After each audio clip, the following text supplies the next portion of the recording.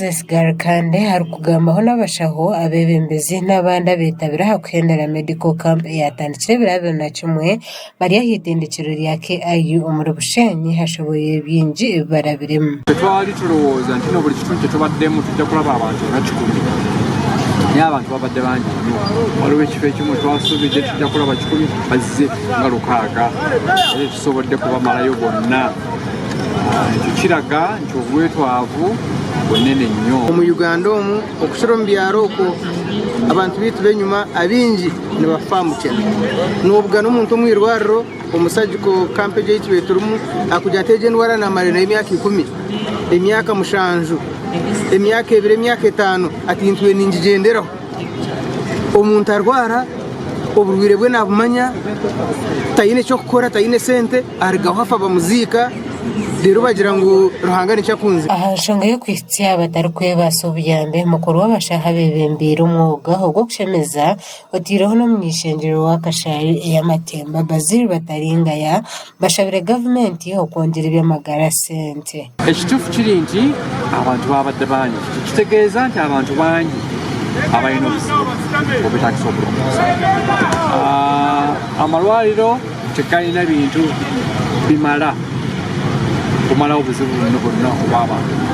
Kitegeeza ndowooza nti nno akwatibwako yenna gavumenti n'abasalawo ssente engeri gye tusaasaanyaamu baali badde bavaayo tebongeramu amaanyi tebongera okwekenneenya kyekibeerawo. Abo bashaho abakozere sajari zo mu marwariro bashangire ngu amarwariro agamwe tugine ebintu by'okukozesa tegari mu condition nungi ey'obuyonjo kandi nahabwekyo itwe nka gavumenti omurwire yijo mu irwariro akashanga omwanya gutari omuyonjo yashemezebwa nabasa kugenda n'oburwire obundi.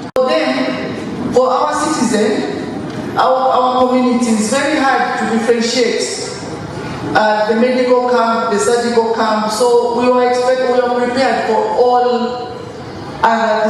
Right, Honorable Thomas Tayobwa uri umuhezi wa speaker w'ishengero ry'ihanga aho birori umugeni mukuru ashobora ko ari kuja kurabira mu ishengero otiraho n'amanige kurabira nombanya mukago kuja kukwatanisiza hamwe kurebeka ngo bizubwe bibyona byatondirwa mubazi. And I'll also be ensuring that in the side of the foundation we will raise for you at least another 200 million.